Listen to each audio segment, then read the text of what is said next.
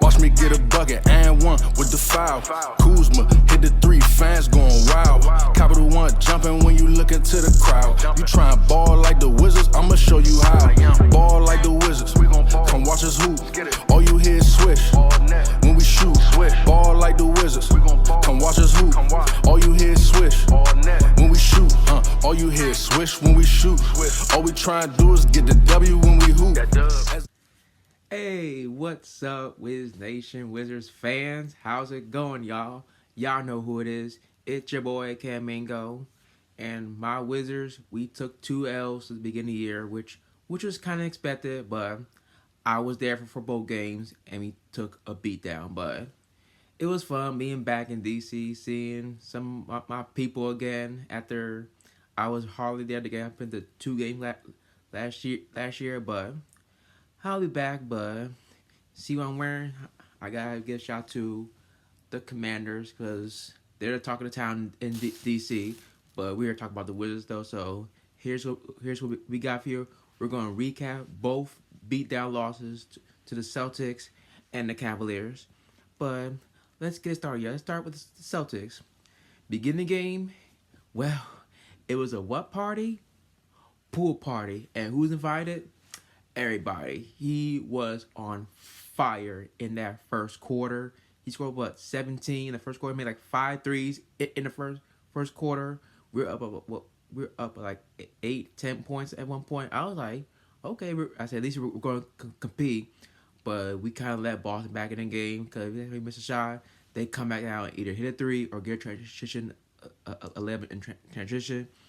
And Tatum, he had a good first quarter. He had 14 in the first quarter. It was Poole and Tatum going at it.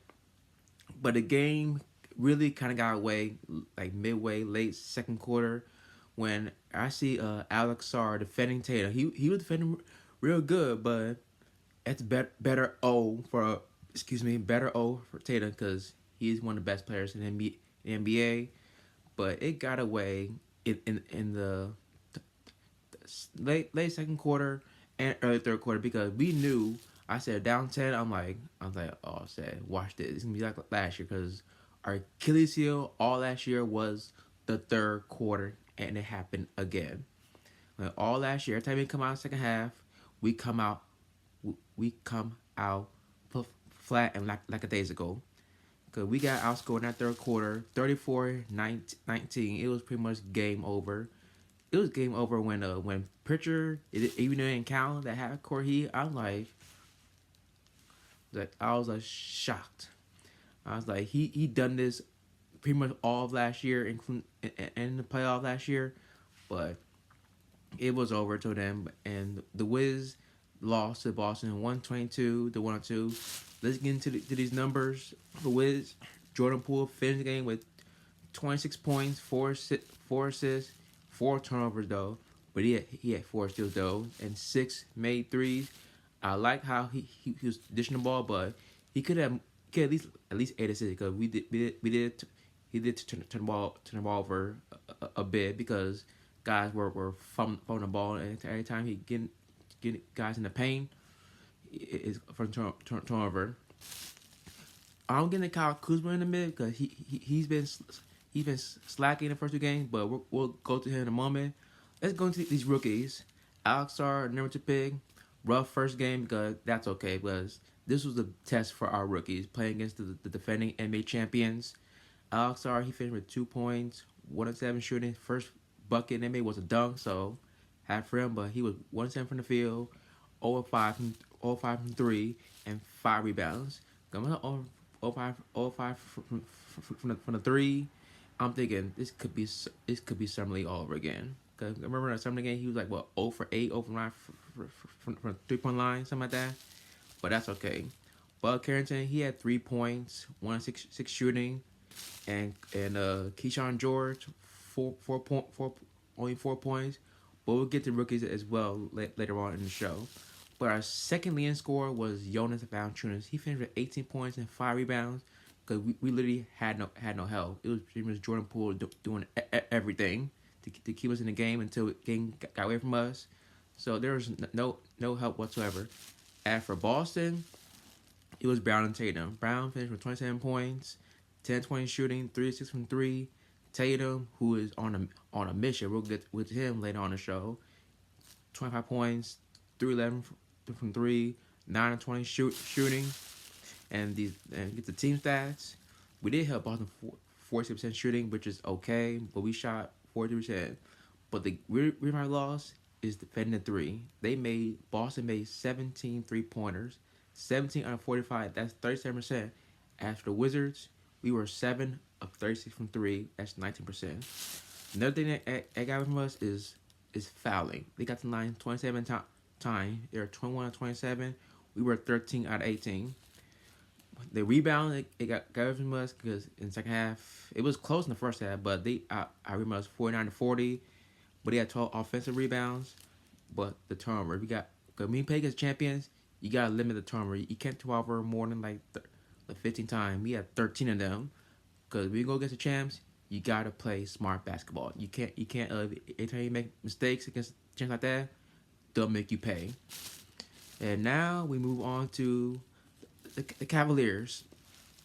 Now for Cleveland, it was a similar start. We kept it close in the first quarter, but the thing that first quarter bite us was the fouling.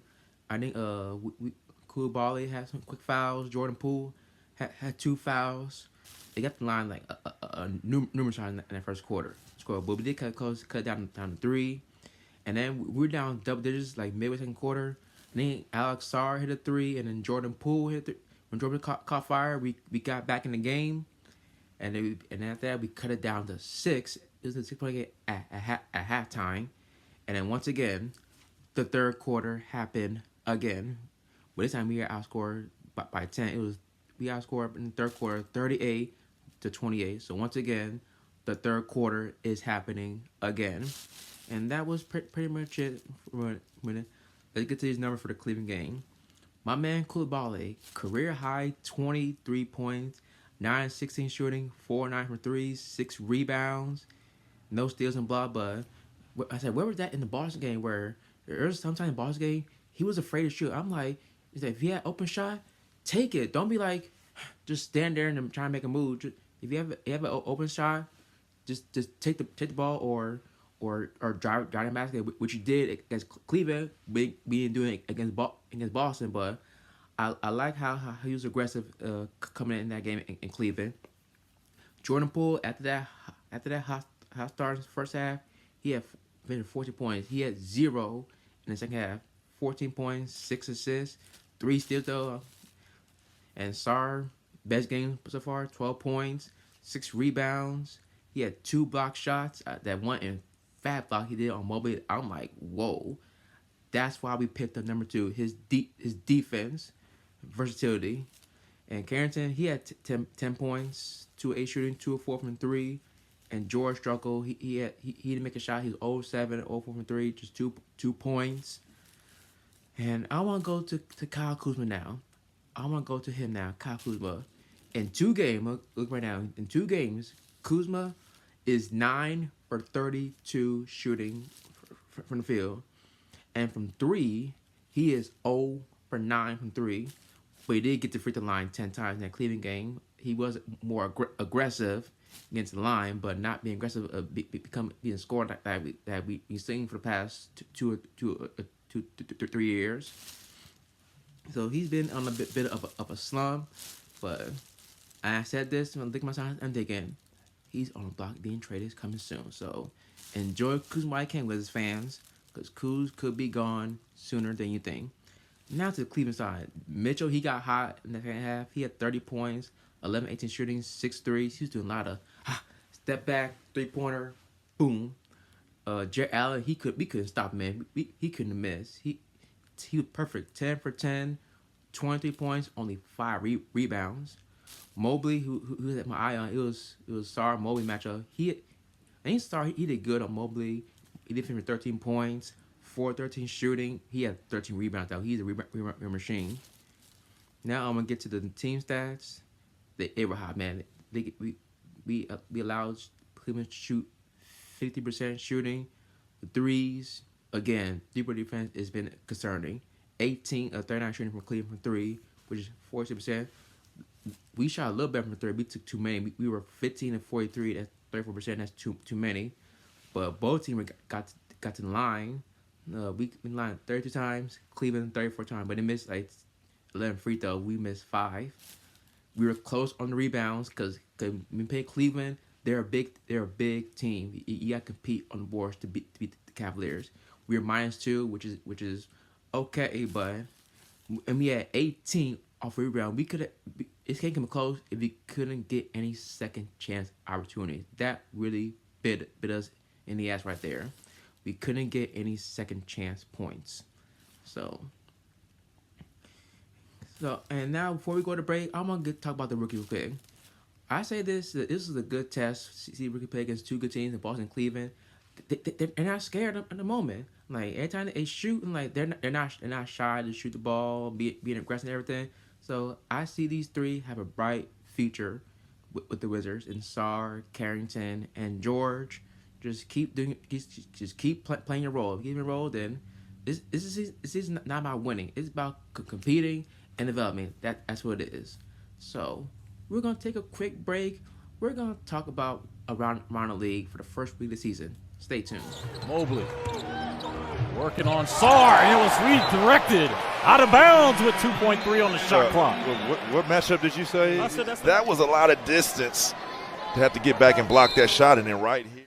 Okay, y'all, we are back. Now, if you are new to the show, after Talk Wizards Talk, I do these crazy segments a lot after the second part of the show. But we're gonna talk about the NBA in a segment I like to call headlines.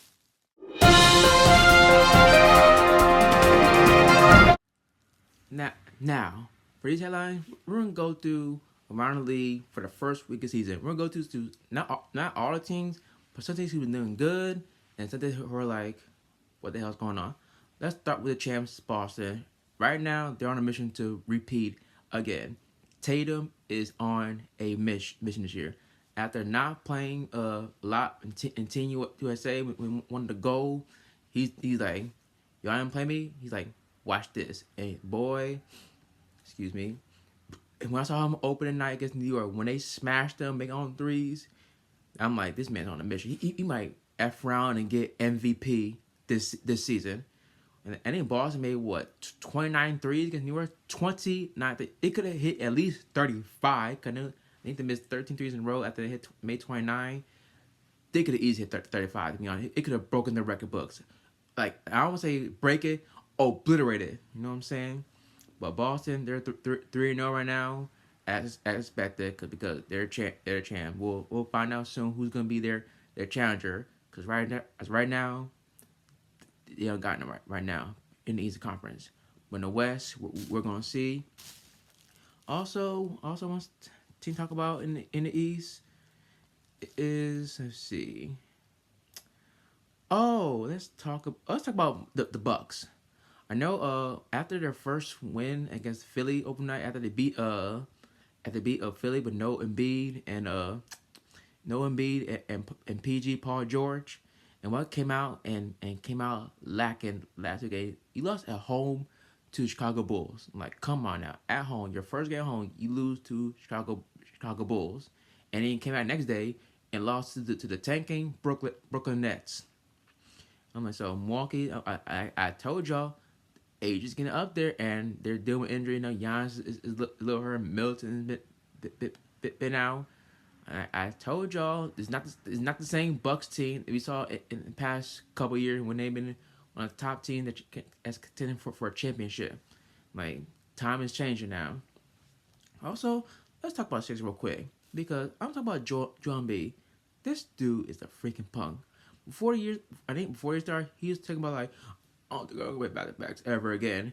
And then before the season started, he came out and said, you're out for the first week. I'm like, this dude is a straight up punk. And now they're gonna investigate Embiid's situation. I'm like, he's gonna get in trouble, man, again, because you know how fans want to see you play. You're one of the best players in the NBA, and now you want to come out here and saying, I ain't playing second night back to back, and people pay to see you.